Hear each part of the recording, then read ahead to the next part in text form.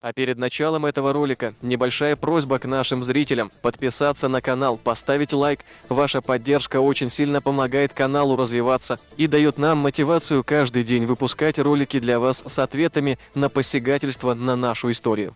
Данный видеоролик не преследует цели задеть или оскорбить чьи-либо чувства. Ролик был создан исключительно в образовательных и познавательных целях. Берегите себя.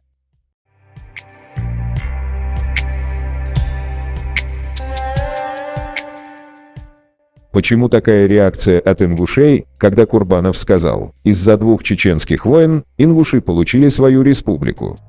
Ингуши получили свою республику случайно, из-за двух чеченских войн, когда они отказались принимать участие как отдельная республика, как целый народ в этих двух чеченских войнах. А теперь послушайте, что говорил этот ингуш. Ситуация, сложившаяся в Чеченской Республике, требовала принятия какого-то решения. Федеральная власть должна была. Ингуши однозначно заявили о том, что Дудаеву, что нам с тобой не по пути. Дудаев объявил о том, что он не с Россией. Значит, решать надо было судьбу народа, который свое мнение, свое отношение к России, к ситуации, которая сложилась в этой республике, однозначно высказалось население за то, что мы с Россией.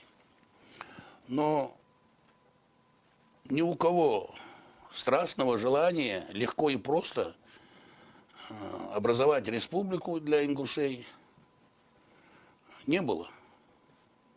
Закон о реабилитации репрессивных народов был принят в 1991 году. В апреле месяце. Но от того, что в этом законе было написано в одной из статей, что репрессированные народы при их волеизъявлении могут восстановить свою государственность, еще не говорило о том, что Ингушская республика будет восстановлена. В определенной мере этому, конечно, способствовала ситуация, сложившаяся в Чеченской республике.